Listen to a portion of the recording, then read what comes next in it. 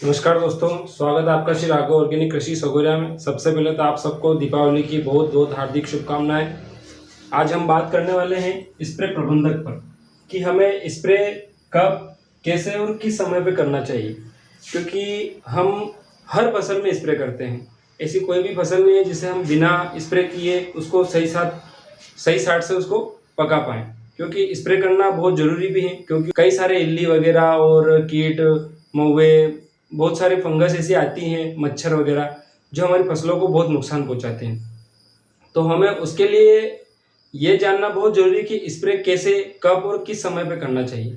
क्योंकि हम अगर ये बिना जाने अगर स्प्रे करते रहेंगे, कर भी रहे हैं, तो हम अपने इस स्प्रे जो किया है उसका सही सा रिजल्ट नहीं देख पाएंगे। तो इसके लिए आज हम विशेष रूप से बात करेंगे कि हमें स्प्रे कब और कैसे करना चाहिए।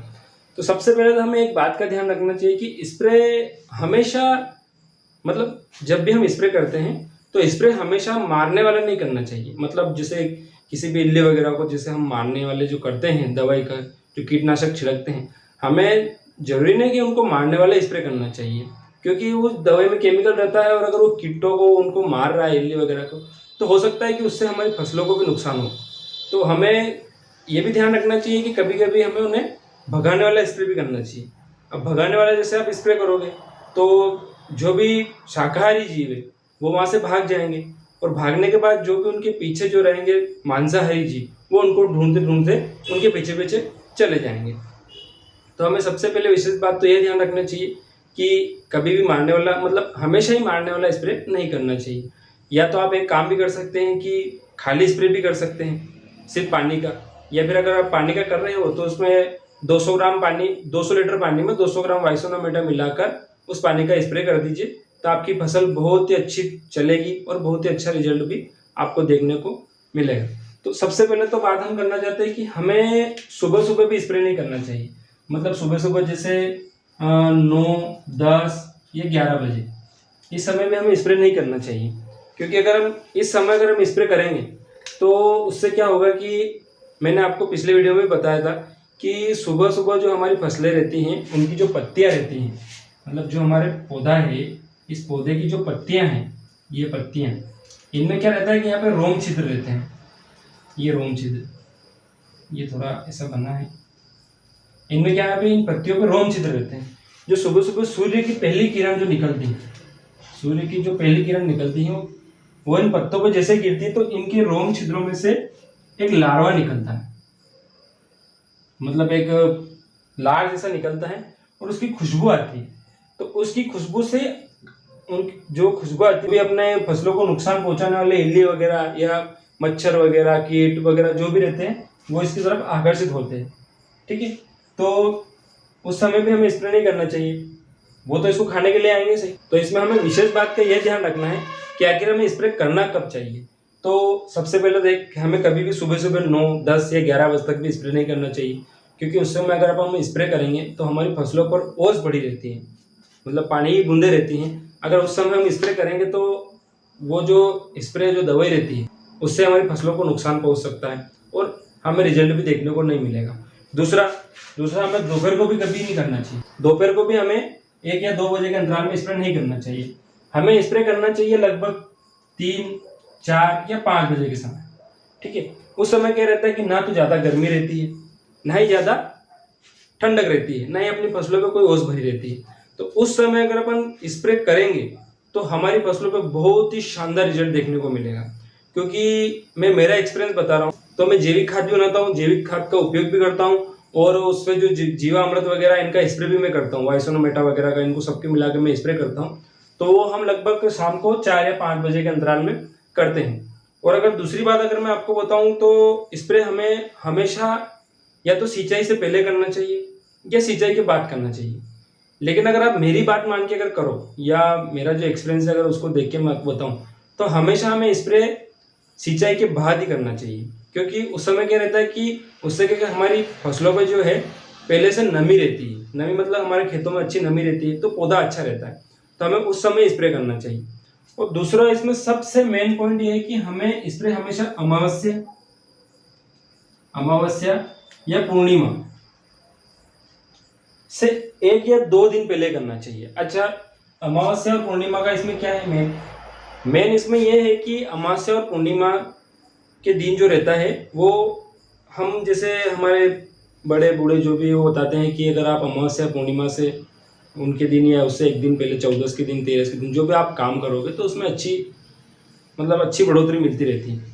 तो चलो ये तो एक लॉजिक वाला बात हो गया, लेकिन अगर वैज्ञानिक फैक्ट है इसमें अगर मैं बताऊं तो इसमें उनके द्वारा बताया गया कि जो भी इल्ली है या जो मच्छर वगैरह है उनका एक 14 दिन का सर्कल रहता है। 14 दिन में अपने अंडों की वृद्धि करते हैं, क्योंकि 14 दिन में जब वो रहते हैं तो वो अपनी एक मीटिंग करते हैं और मीटिंग के बाद मीटिंग क्या उनका एक मिलनसार रहता है, उसके बाद उनके जीवों की बढ़ोतरी होती है। ठीक है, तो उनका 14 दिन का सर्कल रहता है। तो अगर हम जैसे अमावस्या से 3 दिन हमने या 2 दिन पहले कर दिया, अब पूर्णिमा आने वाली है, 14 दिन का अंतराल रहता है, 12-13 दिन का, तो उस अंतराल में अगर हम उनको मीटिंग को होने से पहले अगर उनको मार देंगे तो उनकी बढ़ोतरी होगी नहीं। ठीक है, तो हमें हमेशा अमावस्या या पूर्णिमा से 1 या 2 दिन पहले ही स्प्रे करना चाहिए। और स्प्रे आप खाली स्प्रे भी कर सकते हैं या जो भी आप दवाई का स्प्रे कर रहे हैं वो भी आप अमावस्या पूर्णिमा के दिन करें। लेकिन इसमें आपको सबसे महत्वपूर्ण एक विशेष बात का ध्यान ये रखना है कि चाहे आप कोई सा भी स्प्रे कर रहे हो, चाहे आप वाइसोनामेटा कर रहे हो या कोई भी इल्ली वगैरह का, मच्छर वगैरह का या किसी भी प्रकार का आप स्प्रे कर रहे हो, तो उसमें हमें हमेशा पानी कम नहीं रखना चाहिए। जैसे अगर आपको बताया है कि भैया 2 ml दवाई में आपको 20 लीटर पानी लेना है, तो हमें 20 लीटर ही नहीं लेना है, लगभग हमें 21 या 22 लीटर पानी लेना है।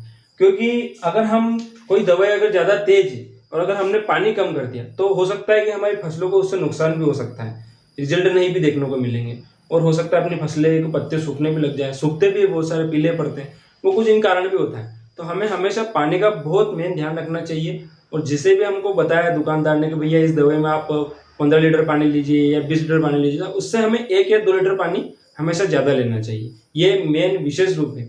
अगर आप इस चीज़ को ध्यान में रखते हुए अगर इन सारी पद्धति को अपनाते हुए 14 दिन के अंतराल में दोपहर को 3 या 4 बजे के अंतराल अगर ऐसे आप स्प्रे करते हो तो आपकी फसल में बहुत ही शानदार और अच्छा रिजल्ट देखने को मिलेगा। और आप ताजुब करेंगे कि वाकई में हमारी फसल ने कुछ हमें दिखाया है, रूप दिखाया है। क्योंकि हम स्प्रे तो करते आ रहे हैं, सालों से करते आ रहे हैं, कर भी रहे हैं, लेकिन उसका रिजल्ट वैसा दिखने को नहीं मिलता है। ठीक है, तो आप इस पद्धति से स्प्रे करिए, आपको बहुत शानदार रिजल्ट देखने को मिलेगा। और दूसरी बात यह है कि आप जैविक अपनाइए, जैविक खाद बनाइए। ऐसा नहीं कि मैं खुद बनाता हूँ तो आप मेरे से खरीदिए, अगर खरीदना भी चाहते हो तो मैं नीचे कॉन्टैक्ट नंबर दे दूँ, आप वहाँ से ले सकते हैं, कैसे बनाना है इसकी विधि भी आप देख सकते हैं।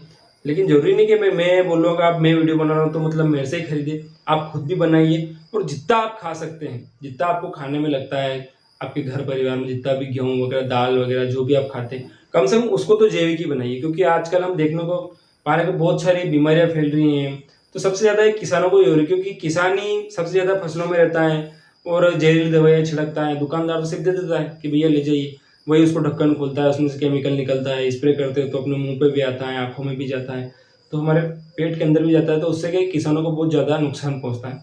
तो हमें इन चीज़ों का विशेष ध्यान रखना चाहिए कि जितना हम खा रहे हैं, पी रहे हैं, उसको हमें जैविक ही बनाना चाहिए और जैविक ही उसमें डालना चाहिए और जैविक खाना चाहिए। और क्योंकि किसानों का कर्जा ऐसे नहीं उतरेगा, दुकानदार तो क्या है हमें कोई सी भी चीज़ दे देते हैं, उसके बारे में नहीं बताते। तो हमेशा जो भी आप दवाई लाओ, जो भी खाद लाओ, जो भी लाओ, उसमें दुकानदार तो आपको विशेषता बताएगा इसे, लेकिन उनसे आप क्वेश्चन और करिए कि भैया इसके नुकसान क्या क्या है। आप नुकसान भी पूछा करिए, हमेशा जो अच्छा है उसकी तरफ भी मत जाइए। उसका थोड़ा सा, ऐसा नहीं कि इस चीज़ को हर चीज़ में लेना चाहिए, बाकी ऐसा नहीं, आपको फसलों में तो कम से कम इतना जानना ही चाहिए। हम किसान हैं, हमें इतना तो पूछना चाहिए कि भैया इस दवाई से नुकसान भी क्या क्या हो सकते हैं, उसका भी तो हमें पता होना चाहिए। हम ला रहे हैं, छिड़क रहे हैं, रिजल्ट मिल नहीं रहा है, दुकानदार को जाके बोला, उसने थोड़ा और डोज बढ़ाने की दे दिया, दूसरी दवाई फान दी हमारे साथ में, 2-3 हज़ार 5 हज़ार का वापस डोज दे दिया, उधार में दे देगा, फिर आपकी फसल तैयार हुई नहीं हुई, उसको तो पैसे देना ही देना हमें। तो इससे क्या है कि हमें कर्जा बढ़ता रहता है और किसान कभी भी आगे नहीं बढ़ पाएगा। तो मेरा तो आपसे एक ही निवेदन है कि आप स्प्रे का ध्यान रखें, समय का ध्यान रखें और हो सके तो जैविक अपनाएं, जैविक ही खाएं। ठीक है, अगर आपको हमारी ये जानकारी थोड़ी सी भी अच्छी लगी हो और कुछ नया सीखने का मिले हो तो आप हमारे चैनल को लाइक करें, सब्सक्राइब करें और अपने दोस्तों के साथ शेयर जरूर करें। और अगर आप जैविक खाद खरीदना चाहते हैं या बनाना चाहते हैं या इसके बारे में और भी कुछ जानकारी जानना चाहते हैं तो हमारे चैनल से हमने नीचे या डिस्क्रिप्शन में मैं नंबर दे दूँगा, आप वहाँ पे जाके हमें कॉन्टेक्ट कर सकते हैं। और हमारा यूनिट का नाम है श्री राघव ऑर्गेनिक कृषि सगोरिया, हम वहाँ पे खाद बनाते हैं। फिर मिलते हैं दोस्तों अगले वीडियो के साथ, तब तक के लिए जय श्री राम।